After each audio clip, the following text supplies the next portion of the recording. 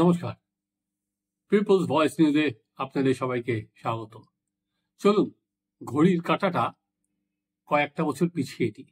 কয়েকটা বছর বলতে প্রায় দীর্ঘ 20টা বছর আগে যাই। সেদিনটা ছিল 2006 সালের 30শে নভেম্বর। মুখ্যমন্ত্রী, এখন যিনি মুখ্যমন্ত্রী মমতা বন্দ্যোপাধ্যায়, তিনি তখন বিরোধী দলনেত্রী ছিলেন। উনি সিঙ্গুরে ঢুকতে গিয়ে বাধা পান। সিঙ্গুরে তখন 144 ধারা জারি ছিল। এখনো যেমন দেখেন যে বিভিন্ন জায়গায় কোনো ঘটনা ঘটলেই এই সরকার 144 ধারা জারি করে দেয়, বিরোধীদের ঢুকতে দেয় না। এই যেমন দুদিন আগে আমার মনে আছে বেলডাঙায় একটা সংঘর্ষের ঘটনা হয়েছিল এবং সেখানে বিরোধী নেতা নেত্রীদের ঢুকতে দেওয়া হয়নি। ঠিক তেমনি বামেদের আমলেও বিরোধীদের কোনো জায়গায় গোলমাল হলেই এই 144 ধারা জারি করেই আটকে দেওয়া হতো। তো মমতা বন্দ্যোপাধ্যায় সেদিনও 2006 সালের 30শে নভেম্বর রওনা দিয়েছিলেন সিঙ্গুরে। কারণ তখন আপনারা জানেন সেই সিঙ্গুরের কৃষি জমি আন্দোলন হচ্ছিল, কৃষকদের 4 ফসলি জমিতে টাটাদের কারখানা করার কথা হচ্ছিল এবং তৃণমূল কৃষি জমিতে কারখানা করার প্রতিবাদ করছিলেন। মমতা বন্দ্যোপাধ্যায়কে এই হাইওয়েতে ওঠার কিছুক্ষণ পরই, কিছুটা সময় যাওয়ার পর তাকে আটকে দেওয়া হয়। তখন আপনারা দেখবেন মমতা বন্দ্যোপাধ্যায় একটা সংবিধানের বই নিয়ে দেখাচ্ছিলেন এবং তিনি তখন পার্লামেন্টের মেম্বার ছিলেন। তো এই ঘটনাটা আমি তখন ছিলাম হচ্ছে একটি সংবাদপত্রে, পলিটিক্যাল খবর করতাম, রাজনৈতিক সংবাদদাতা ছিলাম। তো এই ঘটনাটা আমি টিভিতে দেখাচ্ছিল। এবার হঠাৎ করেই আমি তখন অফিসেই ছিলাম। সেই দিনটা আমি সিঙ্গুরে যাইনি, তার আগে অজস্রবার সিঙ্গুরে গেছি, কিন্তু সিঙ্গুর এবং নন্দীগ্রাম দুটি আমার অ্যাসাইনমেন্টের মধ্যে ছিল। সেদিনে বিরোধী দলনেত্রীর সঙ্গে আমি সিঙ্গুরে যাইনি, কিন্তু তারপর খবর পেলাম যে মমতা বন্দ্যোপাধ্যায় সোজা বিধানসভায় আসছেন, যে তখন বিধানসভার অধিবেশন চলছিল, শীতকালীন অধিবেশন। যে মমতা বন্দ্যোপাধ্যায় তার ওপর কিভাবে বাধা দেওয়া হয়েছে, তিনি বিধানসভায় ঢুকছেন। আমার তখন ধর্মতলায় অফিস, মমতা বন্দ্যোপাধ্যায় ঢুকেছেন, আমিও ঢুকেছি। আজ সেই প্রসঙ্গটাই আপনাদের সামনে আমি নিয়ে আসছি। কারণ ওই 2006 সালের 30শে নভেম্বরে বিধানসভা ভাঙচুর হয়েছিল এবং ভাঙচুর করেছিল তৃণমূল বিধায়কেরা, তছনছ করে দিয়েছিল গণতন্ত্রের মন্দির। আজ মমতা বন্দ্যোপাধ্যায় বলেছেন যে তিনি কোনো কিছুতে হাত দেননি, কেউ প্রমাণও দেখাতে পারবেন না। কি হয়েছিল ঠিক সেদিন?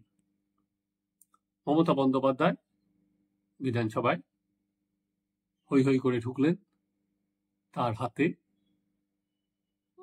সংবিধানের বই, তিনি সেটা নিয়ে চিৎকার করতে লাগলেন যে তাকে বাধা দেওয়া হয়েছে, তাকে মারা হয়েছে। যদিও মারা নিয়ে পরবর্তীকালে কোনো অভিযোগ হয়নি বা পুলিশও সেটা কোনো স্বীকার করেনি, মারা হয়েছে।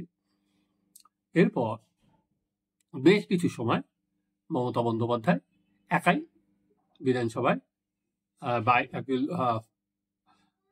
রাস্তায় ঢোকার আগে যে ফ্লোরটা আছে, লবিটা আছে, সেই লবিতে, বিধানসভার লবিতে মমতা বন্দ্যোপাধ্যায় বলতে থাকেন। তৃণমূলের বিধায়কদের কাছে সেই খবরটা তখনও যায়নি যে নেত্রী এসছেন। তখন বিরোধী দলনেতা হচ্ছে পার্থ চট্টোপাধ্যায়। এইবার যেই খবরটা গেল যে নেত্রী এসছেন এবং তাকে ঢুকতে দেওয়া হয়নি, ব্যাস সঙ্গে সঙ্গে সেটা স্ফুলিঙ্গের মতো কাজ ছিল। হ্যাঁ, মমতা বন্দ্যোপাধ্যায় যা বলেছেন সেটা ঠিক, যে উনি কোনো আসবাবপত্রে হাত দেননি, কিন্তু ওনার সামনেই তো ভাঙচুর হচ্ছিল, ওনার সামনেই তো এত দামি দামি জিনিস, দীর্ঘদিন ধরে যে সমস্ত ঐতিহ্য বহন করে আসতে এক একটা আসবাব একের পর এক ভেঙে আর কি বলা যেতে পারে, দুমড়ে মুচড়ে টুকরো টুকরো করে, কার নাম বলবো সেখানে।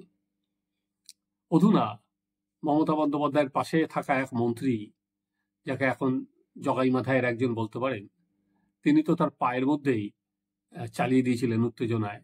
একটা বাটাম ভেঙে এমন মেরেছিলেন তার পায়ের মধ্যেই লেগে গিয়েছিল।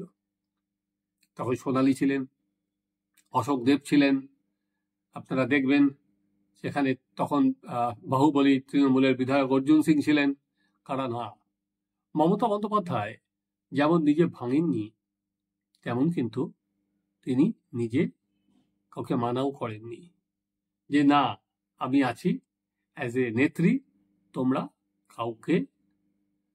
কেউ এটা ভাঙবে না, গণতন্ত্রের মন্দির ভাঙা যায় না। উনি যদি একবার বলতেন তাহলে কি কেউ ওটা ভাঙতে পারত বা সাহস করত? তিনি এই ভাঙাটা কি সেদিন এনজয় করেননি? তিনি এই ভাঙার মাধ্যমে কি সেই সময় সিপিএম শিক্ষা দিতে চাননি? দেখো আমাকে আটকাতে না দিলে কি হতে পারে, কি ফল হতে পারে। এরপর তৎকালীন স্পিকার এদের সাসপেন্ড করেছিল এবং এদের প্রত্যেকের স্যালারি থেকে টাকা কেটেছিল, খুবই অল্প, ওখানে কয়েক লক্ষ টাকার আসবাবপত্র নষ্ট হয়েছিল, এদের স্যালারি থেকেও সেটা কাটা হয়েছিল। আমি মনে করি খুব অল্প করা হয়েছিল।